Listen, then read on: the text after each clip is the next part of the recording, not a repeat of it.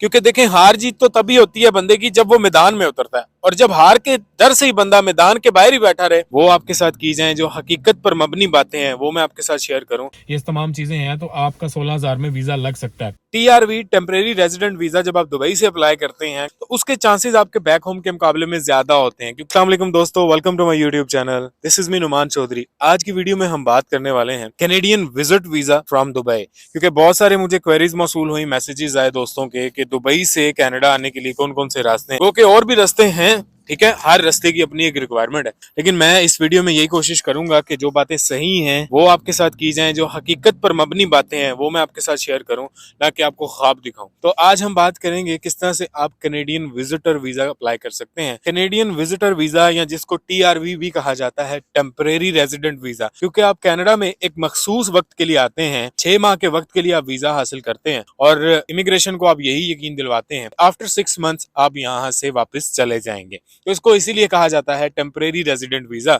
सबसे पहले हम डॉक्यूमेंट्स के हवाले से बात करते हैं। टीआरवी टेम्परेरी रेजिडेंट वीजा जब आप दुबई से अप्लाई करते हैं, गो के आपका ताल्लुक बेशक इंडिया से है, पाकिस्तान से है, तो उसके चांसेस आपके बैक होम के मुकाबले में ज्यादा होते हैं, क्योंकि आपके पास गल्फ का वीजा भी होता है। तो इसकी बिना पर बैक होम के मुकाबले में आपके विजिटर वीजा के अप्रूव होने के चांसेस थोड़े बढ़ जाते हैं। तो डॉक्यूमेंट्स में सबसे पहले प्राइमरी डॉक्यूमेंट आपकी travel document and that is your passport. ठीक है, पासपोर्ट आपके पास होना चाहिए, वैलिड पासपोर्ट होना चाहिए, और उसमें एटलीस्ट 1 पेज ब्लैंक होना चाहिए जहां पर कैनेडियन विजिटर वीजा जो है वो स्टिकर की फॉर्म में लगाया जा सके। ठीक है, और उसके साथ साथ ये होना चाहिए कि जब आपका प्लान हो कंट्री लीव करने का, लेट्स से आपने वीजा ऑफिसर 6 माह का आपको वीजा चाहिए, लेकिन आपने कहा कि मैं 3 महीने के बाद लीव कर दूंगा, तो 3 महीने के बाद आपके पासपोर्ट की जो एक्सपायरी है ना वो एटलीस्ट 1 माह होनी चाहिए। यानी कि आपका पासपोर्ट जो है ना, जब आप वीजा अप्लाई करते हैं एंड यू से कि मैं 3 महीने रहूंगा, तो आपके पास जो पासपोर्ट है उसको एटलीस्ट एक्सपायर होने में 4 मंथ होने चाहिए, तभी आपको वीजा मिलता है। और अगर आप 6 महीने का कहते हैं तब भी क्या होता है कि आपके पास 7 महीने का एटलीस्ट पासपोर्ट का एक्सपायरी ड्यूरेशन होना चाहिए, तभी वो आपका जो पासपोर्ट है ना वो वैलिड कहलवाता है। फिर इसमें आता है आपने ओरिजिनल सबमिट करवाना है या कॉपी सबमिट करवानी है। मोस्ट ऑफ द केसेस में तो आप जो है ना वो कॉपी ही सबमिट करवाएंगे, क्योंकि कनाडा ओरिजिनल पासपोर्ट को तभी मैंडेटरी करार देता है जब आपका वीजा प्रोसेसिंग जो है ना वो 2 वीक से कम हो। लेकिन दुबई के लिए वीजा प्रोसेसिंग जो है तकरीबन 150 दिन है, और इससे भी थोड़े कम ऊपर हो सकते हैं। तो इसीलिए आपको यही रिकमेंड किया जाता है कि आप उसकी कॉपी जमा करवाएं, और अगर आपने ओरिजिनल जमा करवाना है तो वो फिर आपका 150 डेज के लिए उनके पास ही रहेगा, तो इसलिए ये ऑप्शनल है। लेकिन जो कॉपी है ना, अगर आप अपना पासपोर्ट ओरिजिनल जमा करवा देते हैं और कॉपी नहीं जमा करवाते तो फिर आपसे दोबारा कॉपी का कहा जाएगा। तो कॉपी मैंडेटरी है, लेकिन दुबई वीजा के लिए जो ओरिजिनल पासपोर्ट है at the time of application, ये क्या है, ऑप्शनल है। और मैं तो यही रिकमेंड करूंगा कि आप अपना पासपोर्ट मत जमा करवाएं, जब वो कहें तब जमा करवाएं, और 1 वीक में आपका पासपोर्ट जो है ना आपको वीजा लग के वापस मिल जाता है अगर आपकी एप्लीकेशन अप्रूव हो जाए। तो बेटर ये होता है कि आप अपना पासपोर्ट अपने पास रखें। जैसे मैंने वीडियो के स्टार्ट में बात की कि आपके गल्फ वीजा की इंपॉर्टेंस, यहाँ पर आपने क्या करना होता है, जब आप अपनी एप्लीकेशन सबमिट करवाते हैं तो साथ में अपने गल्फ वीजा जो भी है आपका, ठीक है, आपका विजिटर वीजा है गल्फ का, या फिर आपके पास वर्क वीजा है गल्फ का, आप उसकी कॉपी भी साथ लगाएंगे। अगर वो वीजा आपके पासपोर्ट पे स्टैम्प्ड नहीं है तो फिर आप उसकी कॉपी लगाएंगे, अगर पासपोर्ट के ऊपर है तो वो पेज जिस पर वो वीजा लगा हुआ है वो आप सबमिट करवाएंगे। इसके साथ साथ आप किसी और कंट्री में गए हैं तो ये बहुत ही एज होता है, लाइक यूरोपियन कंट्री में गए हैं, चले कोई बात नहीं, अगर किसी गल्फ कंट्री में भी गए हैं या इसके अलावा किसी कंट्री का आपने विजिट किया है तो उसके जरूर आप लगाएं, अपनी ट्रैवल हिस्ट्री जरूर आप बताएं, तभी आपके जो चांसेस है ना वो ज्यादा बढ़ जाते हैं। ठीक है, उसके बाद एक और चीज आती है, लेकिन ये मोस्टली लोगों के पास तो नहीं होगा, अगर होता होगा तो वो कैनेडियन वीजा क्यों अप्लाई करेंगे। आपके पास यूएस का नॉन इमिग्रेंट वीजा है, यानी कि कोई विजिटर वीजा लगाया हुआ है आपने, या आपने स्टडी परमिट पे गए हुए थे या वर्क करके आए हैं यूएस में,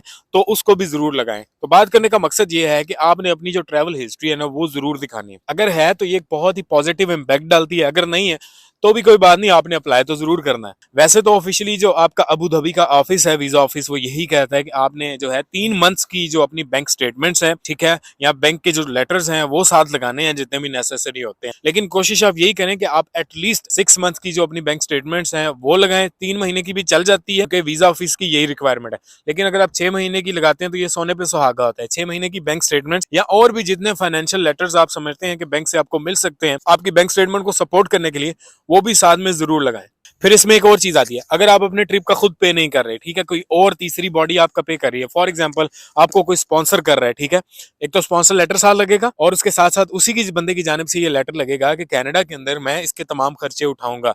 मोस्टली ऐसा होता तो नहीं है, लेकिन कुछ लोगों के होते हैं ना, कोई रिलेटिव होते हैं, अजीजो अकारिब होते हैं, तो अगर वो बंदा लेटर में लिख देता है कि मैं आपका खर्चा उठाऊंगा, तो आपके ऊपर से ना बहुत सारा बोझ कम हो जाता है। क्योंकि जब आप खुद से कहते हैं ना कि मैंने खुद करना है, अपना खर्चा खुद उठाना है, तो फिर आपको बहुत सारी चीजें दिखानी पड़ती हैं। लाइक आपको क्या दिखाना पड़ता है, तगड़ी बैंक स्टेटमेंट दिखाना पड़ती है, ठीक है, फिर आपको दिखाना पड़ता है आप कौन से होटल में रहेंगे, फिर आपको दिखाना पड़ता है अपना खर्चा कैसे उठाएंगे। तो फिर जब वीजा ऑफिसर के पास आपकी फाइल जाएगी ना, तो वो उसको कैनेडियन पैमाने पे देखता है कि इस बंदे के पास कितने फंड्स हैं और 6 महीने कनाडा में रहने के कितने फंड्स दरकार होते हैं। तो अगर आपको कोई स्पॉन्सर मिल जाता है, कोई आपका दोस्त है, कोई रिलेटिव है जो ये सिर्फ कह देता है, खर्चा वो बेशक न उठाए, लेकिन वो कह देता है कि मैं इस बंदे का खर्चा उठाऊंगा, एटलीस्ट रिहाइश का अगर हो जाए ना, तो आपकी 50% टेंशन कम हो जाती है और वीजा अप्रूवल के चांसेस भी बढ़ जाते हैं। अब आगे कोई साई है, आगे कोई बंदा है, ठीक है, तो फिर आपके काफी सारे चांसेस जो है ना अप्रूवल के वो बढ़ जाते हैं। फिर उसके बाद आ जाता है आपके टाइज। देखें, आप दूसरी कंट्री में है, आप अपने बैक होम में नहीं है, दुबई में मौजूद है, आप वहां पर विजिटर हैं, ठीक है, टूर कर रहे हैं, या फिर आप वहां पे वर्क कर रहे हैं, तो आपने वहीं पर अपने टाइज जो है ना वो प्रूव करने होते हैं वीजा ऑफिसर को कि मैं वहां पर आऊंगा वापस। अब अगर तो दुबई में आपकी फैमिली मौजूद है, तो ये एक बहुत स्ट्रॉन्ग टाई हो जाता है, क्योंकि आप बैक होम नहीं है, आप एक सेकंड कंट्री में हैं और यहाँ से अपनी फैमिली के साथ आप टाइज, जाहिर है वहां पर आप उसको लिखेंगे वीजा ऑफिसर को अपने लेटर में, लिख के भी बता सकते हैं कि देखिए मेरी बीवी है यहाँ पर, मेरे बच्चे हैं यहाँ पर, मेरी फैमिली है यहाँ पर, मेरे पेरेंट्स हैं यहाँ पर, तो ये एक सेकंड कंट्री में मौजूद है, तो मैं इनके पास ऑब्वियसली डेफिनेटली जरूर वापस आऊंगा। ये बड़ा एक इंपॉर्टेंट फैक्टर होता है। एक तो आपकी जो ट्रैवल हिस्ट्री है वो नहीं है, तो उसके बाद आ जाता है टाइज। फिर अगर आपके पास जितने फंड ज्यादा होंगे, अगर दुबई में आपका कोई बिजनेस है, कोई ऐसा काम है जो आपने हर हाल में करना है, लेट्स से आपका वीजा दुबई के अंदर जो है वो 2 साल का है और आपका जहन बन गया आपने कनाडा का विजिट करना है 1 साल के बाद, तो आप उनको ये यकीन दिलाएंगे, देखें मेरा यहाँ पर काम है, अभी 1 साल का यहाँ पर काम रहता है, मैं सिर्फ कनाडा जाना चाहता हूँ फॉर फ्यू मंथ्स, वहां पे विजिट करके मैं अपने काम को दोबारा से ज्वाइन करूंगा और यहीं पर मैं अपना वीजा एक्सटेंड करवाऊंगा। अगर आपका जितना काम अच्छा है, उतने ही आपके फिर वीजा की जानिब अप्रूवल के चांसेस बढ़ जाते हैं। लेकिन ये नहीं है कि आपका काम अच्छा नहीं है तो आप अप्लाई ना करें, क्योंकि देखें हार जीत तो तभी होती है बंदे की जब वो मैदान में उतरता है, और जब हार के डर से ही बंदा मैदान के बाहर ही बैठा रहे तो फिर फायदा नहीं होता। तो आपको ट्राई जरूर करना चाहिए, क्योंकि इसकी फी के हवाले से मैं अगर आपके साथ बात करता चलूं तो इसकी फी $100 है, प्लस आपने जो है बायोमेट्रिक्स करवाने होते हैं, तो ये कोई ऐसा फी नहीं है, $200 के राउंड अबाउट आपका ये दोनों का खर्चा आ जाता है। और बाकी चीजों का अगर मिसलिनियस खर्चे डाल दूं ना, मैं हाथ चला जाऊं तो मैं $250 से $300 कहूंगा आपके जो है ना टोटल कॉस्ट आती है वीजा के ऊपर, ठीक है, जिसमें डॉक्यूमेंट्स की कॉपीज हैं, डॉक्यूमेंट्स को बनाना है, किसी की हेल्प लेनी है, तब भी अगर कंसल्टेंट को करेंगे वो आपको $500 का फटकार अलग से पड़ेगा। लेकिन अगर किसी दोस्त वगैरह से बहुत हेल्प ले लेते हैं, कॉपीज वगैरह करवाते हैं, पिक्चर्स वगैरह खिंचवाते हैं, तो आपका $250 से $300 के दरमियान खर्चा होगा और आपकी एक वीजा फाइल बन जाएगी। बाकी देखें ऑनलाइन प्लेटफॉर्म्स पर बहुत सारा नॉलेज मौजूद है, आप YouTube को खंगालिए और खुद अपनी तगड़ी फाइल कोशिश करें कि खुद बनाएं।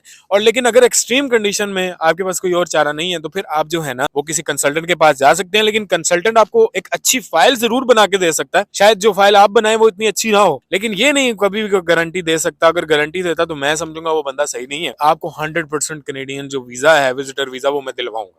तो कमिंग बैक टूवर्ड्स टाइज, ठीक है, जो टाई आप कर सकते हैं ना वो बताएं। फिर बैक होम में अगर आपके पास कोई प्रॉपर्टी है ये भी जरूर बताएं। जो आप फंड्स जितने आप बता सकते हैं, आपकी स्टेटमेंट होगी, आपके पास कोई बैक होम बहुत अच्छी प्रॉपर्टी है, कोई बिजनेस है, बैक होम का भी लगाएं। अगर दुबई के अंदर कोई ऐसी चीज मौजूद है, कोई एसेट मौजूद है, वो भी लगाएं, वो भी शो करें। इसी से आपका कहीं ना कहीं वीजा ऑफिसर को यकीन होता है कि यार इस बंदे के टाइज जो है बैक होम के साथ या एटलीस्ट दुबई के साथ वो बहुत ज्यादा स्ट्रॉन्ग है, और ये जो है इसका टाइम पूरा होगा ये यहाँ से निकल जाएगा। और दोस्तों बाहर बहुत ज्यादा ठंड थी, तो मैंने यही मुनासिब समझा कि बाकी वीडियो जो है ना वो गाड़ी के अंदर बैठ के बनाई जाए, इससे पहले कि कुल्फी बन जाए, वो भी बगैर खोए के और बगैर मलाई के। तो खैर अब हम आते हैं कुछ फॉर्म्स की जानिब। मैं फॉर्म्स का लिंक भी दे दूंगा और किस तरह से आप अप्लाई कर सकते हैं वो मैं दे दूंगा। और इसके हवाले से कोई आपका क्वेश्चन होता है ना तो आप कमेंट बॉक्स में जरूर पूछें, मैं आपको उसका रिप्लाई भी दूंगा इंशाल्लाह। तो सबसे पहले बात करते हैं जी, आपका एप्लीकेशन फॉर्म होता है, मैं उसका नंबर भी साथ दूंगा और उसका लिंक भी डिस्क्रिप्शन में डाल दूंगा। फिर आ जाता है आपने अपनी फैमिली इन्फॉर्मेशन देनी होती है, ठीक है, जो आपके बहन भाई हैं, आपके पेरेंट्स हैं और आपकी बीवी वगैरह हैं, उसकी इन्फॉर्मेशन आपने देनी होती है। तो आपने अपनी फैमिली की इन्फॉर्मेशन देनी होती है। इसके साथ जो है कॉमन लॉ डिक्लेरेशन होती है। ये कोई इतना इंपॉर्टेंट फॉर्म नहीं है, लेकिन फिर भी आपने इसको डिक्लेयर जरूर करना होता है। कॉमन लॉ बेसिकली कनाडा में इसको रिकॉग्नाइज किया जाता है, हमारे मुल्कों में तो ये चीज नहीं है कि दो लोग जो है ना वो विदाउट शादी के एक जगह एक साथ रहते हैं, उसको बोलते हैं जी ये कॉमन लॉ रिलेशनशिप है। तो ना दुबई में ऐसा मोस्टली होता होगा लीगली, और ना ही हमारे मुल्क में होता है। सो इसको आपने जस्ट नो ही करना होता है, क्योंकि इसमें आपकी कोई ऐसा कॉमन लॉ रिलेशनशिप होता नहीं है। देन आ जाता है यूज ऑफ रिप्रेजेंटेटिव फॉर्म। तो अगर आप अपनी एप्लीकेशन खुद से डाल रहे हैं तो आपका कोई रिप्रेजेंटेटिव नहीं होगा, लेकिन अगर आपको लॉयर वगैरह या कंसल्टेंट वगैरह यूज कर रहे हैं तो आपने ये फॉर्म फिल करके उसकी सारी इन्फॉर्मेशन डालनी होती है, और आपके वीजा से रिलेटेड जो भी अपडेट होती है वो डायरेक्टली उस बंदे को आती है, फिर वो आपको प्रोवाइड करता है। देन आ जाता है authority to release your information. Sometimes ऐसा होता है कि वीजा ऑफिसर आपकी इन्फॉर्मेशन किसी थर्ड पार्टी के साथ शेयर करता है, लाइक किसी और कंट्री के साथ, ठीक है, ताकि आपका जो बैकग्राउंड है कोई इस तरह का चीज है उसको चेक करने के लिए, या उनको किसी चीज पर डाउट हो तो उसको चेक करने के लिए। तो आपने ये इन्फॉर्मेशन भी उनको इजाजत देनी होती है इस फॉर्म के थ्रू कि भाई आप मेरी इन्फॉर्मेशन किसी और पार्टी के साथ जो है वो रिलीज कर सकते हैं। तो बेहतर यही होता है कि आप उनको अथोराइज करें। अगर अथोराइज नहीं करेंगे तो आपकी एप्लीकेशन के जो अप्रूवल चांसेस है वो थोड़े कम हो जाते हैं। कुछ कंप्लीमेंट्री डॉक्यूमेंट्स का मैंने वीडियो के शुरू में ही जिक्र कर दिया था। कुछ और डॉक्यूमेंट्स हैं जो आपने साथ लगानी होती हैं, लाइक जो आपने फी पे करनी है, जैसे मैंने कहा $100, उसको आपने उसकी कॉपी लगानी होती है कि मैंने फी पे कर दी है। इसके अलावा आपने 2 फोटोग्राफ्स लगाने होते हैं, वो मैं लिंक दे दूंगा फोटोग्राफ की क्या रिक्वायरमेंट होती है। उसके बाद आ जाता है पर्पस ऑफ ट्रैवल। आपने उनको बताना होता है कि आप क्यों ट्रैवल कर रहे हैं, ठीक है। तो इसके लिए कुछ फॉर्मेट्स इंटरनेट पर भी मौजूद है, आप उन लेटर्स को भी देख सकते हैं, मैं लिंक में जरूर डालूंगा वो। और इसके साथ साथ खुद से भी आप बता सकते हैं कि मैं विजिट करना चाहता हूँ, आपकी कोई वहाँ पे फैमिली मेंबर है, कोई बीमार है, कोई शादी है, ये भी डाल सकते हैं। या अगर आपका कोई भी नहीं है तो मैं कनाडा देखना चाहता हूँ, मैं विजिट करना चाहता हूँ, क्योंकि मुझे ये अच्छा लगता है। इस तरह की चीजें आप बना के ऑफिशियल मैनर में आप उनको बता सकते हैं। उसके साथ साथ सोने पे सुहागा कुछ चीजें मैं ऐड करता चलूंगा। अगर आप जो है ना उन्हें ये बताएं कि आपका रूट क्या होगा, आपने कहाँ कहाँ जाना है, कहाँ कहाँ रहना है, कनाडा की जो फेमस प्लेसेस हैं आप उनके हवाले से नेट पर सर्च करें, वो लिखें। कुछ लोग तो इवन ये भी करते हैं कि वो अपना जो है ना वो रिटर्न टिकट वाला सीन भी कर देते हैं। उससे ये होता है कि उनको यकीन हो जाता है कि इसके पास तो रिटर्न टिकट भी है, ये जाना है। कुछ होटल की रिजर्वेशन भी बताते हैं, लेकिन ये चीजें ऑप्शनल है, जरूरी नहीं है। लेकिन अगर आप करते हैं ना तो आपके वीजा के अप्रूवल चांसेस बढ़ जाते हैं, ठीक है। होटल की रिजर्वेशन बता दें, टिकट्स बनाई हो आपने, टिकट्स ली हो वो बता दें, ठीक है। और इसके साथ साथ जो है अपना उनको रूट बताएं कि मैं यहाँ पर रहूंगा, इस सिटी में रहूंगा, देखें मैंने होटल भी ले लिया है किराए पे, तो बुक किया हुआ है। तो ये चीजें बड़ा एक पॉजिटिव इंपैक्ट रखती हैं, लेकिन ये चीजें ऑप्शनल है। अपना आपने पर्पज ऑफ विजिट तो जरूर बताना है, लेकिन उसके साथ रूट प्लान ऑफ विजिट क्या कहाँ जाएंगे ये ऑप्शनल है। टिकट आपका ऑप्शनल है, और इसके साथ साथ होटल रिजर्वेशन भी ऑप्शनल है। कर देते हैं तो बेटर है, नहीं करते तो फिर आपकी मर्जी है। और इसके अलावा अगर आप शादीशुदा हैं तो आपके मैरिज सर्टिफिकेट की कॉपी भी आपको लगाना पड़ती है। तो हमने बात की थी स्टार्ट में स्पॉन्सर लेटर के हवाले से भी, तो अगर आपका कोई स्पॉन्सर ऐसा मौजूद है जो आपको स्पॉन्सर लेटर दे सकता है तो ये भी एक अच्छी चीज है, जिसमें मैं लिखेगा कि मैं इसकी रिस्पॉन्सिबिलिटी लेता हूँ, ये विजिट करने के बाद यहाँ से चला जाएगा। तो इन चीजों को बलाए ताक रखते हुए आप अपना लक जरूर आजमाएं, क्योंकि देखिए फी तो इतनी ज्यादा नहीं है, $100 फीस है, ठीक है। और ये पाकिस्तानी आजकल के हिसाब से 16,000 बनती है। तो आप 16,000 में अगर आपका लक बनता है, आपकी अच्छी चीजें हैं, आपके पास ये तमाम चीजें हैं, तो आपका 16,000 में वीजा लग सकता है। शुरू में कहा था कि हार के डर से मैदान में ना उतरना एक बहुत बड़ी हमाकत है, बुज़दिली है। तो किस्मत जरूर आजमाएं, कोई पता नहीं ऊपर वाला कब आपके लिए कोई आसानी फरमा दे, और जब आप एक बार यहाँ पर आ जाएंगे तो आपके लिए बेहतरीन रास्ते खुलते जाएंगे। तो ये चीजें करें। मैं बाकी तमाम तर जो चीजें होंगी वो लिंक में डिस्क्रिप्शन में डाल दूंगा, आप वहां से इस्तेफादा हासिल करें और अपनी फाइल खुद भी बना सकते हैं। आप लगाएं, किस्मत जरूर आजमाएं। अल्लाह पाक आपका हामी और नासिर हो। वीडियो अच्छी लगी तो मेरा यूट्यूब चैनल जरूर सब्सक्राइब कीजिएगा। नई वीडियो में मिलेंगे। अल्लाह निगहबान।